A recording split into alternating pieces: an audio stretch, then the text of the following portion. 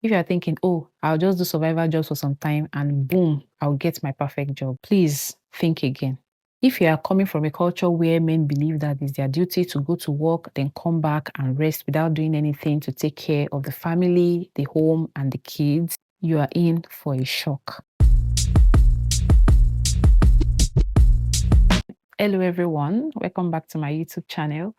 It's the first corner here again. If you're thinking of moving to Canada, maybe you are planning, processing, or even on your way, let me tell you things people don't always say out loud. Yes, Canada is a country with lots of great opportunities, but it also comes with serious realities that can eat you at if you're not prepared. So today I'm going to be sharing 10 things that might make Canada tough for you if you're not ready to adjust.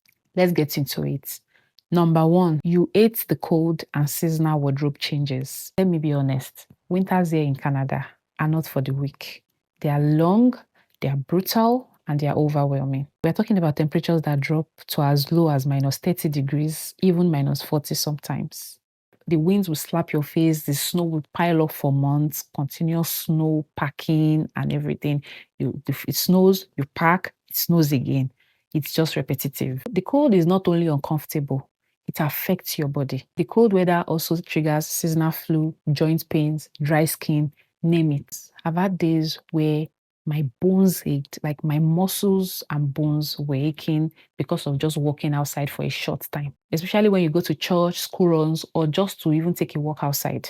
You cannot survive Canadian winter with having a fine jacket. So your jacket, I think maybe the uglier the better safe, because it is usually so cold and you have to layer up. Imagine putting on thermal underwear, thick jackets, your gloves, your socks, your hat, and you're still feeling cold. That's how cold the Canadian winter can be. So if you know that you cannot adjust to the Canadian winter, please don't come. Number two, you enjoy spontaneous visits and drop-ins. If you are someone that loves showing up at your friend's house without telling them, and just knocking on their door or their doorbell and saying, I was just passing and decided to stop by, you might struggle with the culture here in Canada. Here, people don't really do spontaneous drop-ins. You have to call or text first. Sometimes you even have to tell them days before coming to see if it will be convenient for them or not. People plan their work, their family, their appointment, church, everything. They plan it according to a schedule. If you are used to that easy, unplanned visitation culture that we have back home, you will definitely need to adjust your expectations here. You expect fast medical access. Here, healthcare in Canada is publicly funded, so you are not paying directly out of pocket for hospital visits. But here's what people don't really tell you. The wait times here can be incredibly long. And I'm actually talking from experience. What you see as emergency back home is not the same as emergency here. We've had times that we've gone to the emergency and you'll be on queue for hours. We have cases of people who have to feign their sickness to make it look bigger than it is so they can attend to them on time. It's as bad as that. The wait times here are so long, probably because it is free and everybody can just do their drama. A triad nurse assesses you and determines how urgent your case is compared to others. This can be frustrating, especially if you have access to private hospitals back home where you walk in and get attended to almost immediately. So if you can't handle that kind of delay, it might be a bit overwhelming. If you believe men should just go to work and rest, I know this might sound a little controversial, but someone has to say it. If you are coming from a culture where men believe that it's their duty to go to work, then come back and rest without doing anything to take care of the family, the home, and the kids, you are in for a shock. It's very teamwork based. Both partners are usually working. Both of you are expected to take care of other responsibilities at home, like cooking, cleaning, feeding the kids, bathing them, bedtime, school drop-offs, you name it, you have to do them together. The culture here encourages balance, fairness, and shared parenting. If you can't adjust to that, it might affect you, it might strain your relationship with your spouse in the long run. Canada runs on partnerships and not patriarchy. You don't like staying indoors.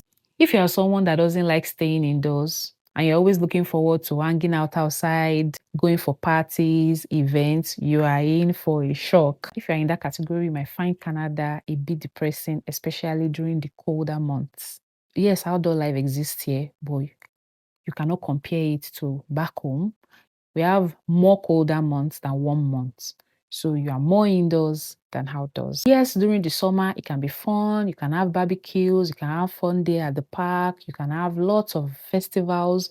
But during the fall and the winter, you are stuck to your house. The only thing you might find yourself doing during the colder months is going to church, going to work, or going for groceries. People here stay inside a lot, not because they want to, but because they have to.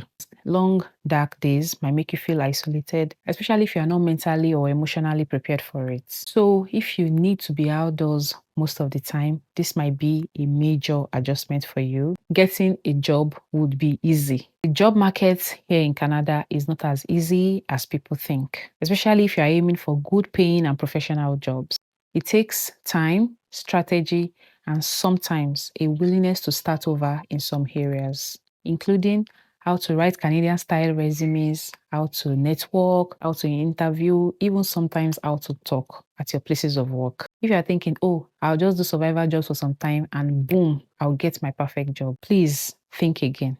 It's possible, but it's not automatic. You would need to be intentional and proactive. Also, if you're someone that finds it hard to ask questions, to ask for help, connect with others, or even send your resume for review, Canada will humble you. Job opportunities often come through networking and not just applying online. So if you don't know how to open your mouth to ask for help from people, you will struggle. You dislike winter driving. If you already dislike driving, like me, and you now dislike winter driving, Canada will test you. I won't lie to you. Winter driving is driving on a different level. The roads can be icy, slippery, and visibility can drop fast when it's snowing heavily. Accidents happen a lot during winter, even for experienced drivers. You might need winter tires, and you would need to learn how to drive slowly. You also have to be clearing the snow off your car almost every day, especially when you're parking outdoors. Sometimes you might have to warm up your engine like 10 minutes prior to driving out. And guess what? We always drive in the winter because walking is not practical. How many minutes do you want to walk for when the weather is like minus 25 degrees? Funniest thing is buses can be delayed or uncomfortable. You can't eat anything aside from your native food. If you're someone that only eats your local foods or always struggle to try new meals, Canada might be a struggle for you. You get African or other ethnic foods here, but they are pretty expensive. Many of these things are imported, so they are more expensive to get them here than getting things that are produced here in the country. So you would need to learn how to balance eating their food here and eating African food or the food from where you come from. Eating only your native food can be financially draining. So if you are not willing to adjust your taste bud, like try new food, you'll struggle to cope here. You think beauty services are cheap. If you love braids, haircuts, manicure, pedicure, or other beauty services, be prepared. They are not really cheap in Canada. For example, a full hair of braids can cost you between $200 to $250. And sometimes it excludes the extensions you will be using. And a simple haircut might set you back for around like $30 or more. Here's a little tip. There are lots of people that learn to braid and barb their hair by themselves. People even find friends who help them to do these things. This might help you to save money and stay on a budget. You think phone and internet services are cheap. If you are coming from Nigeria or any other country with cheap data or cheap SIM cards, prepare yourself because Canada is a different ball game. In Nigeria, you buy your SIM card once, but here you keep paying every month. Sometimes your monthly phone bill can be more than the phone itself. You might be paying as much as $50 to $100 just for calls, texts, and internet. And for home Wi-Fi, that's another bill entirely. And internet can be expensive if you have your kids streaming or you have multiple devices. So when coming to Canada, you might have to adjust your expectations. I hope with all these things that I've listed, you sit back and think about if you want to come to Canada or not. If you learned a thing or two, kindly share with people that might need information. Thank you for watching. See you next time. Bye.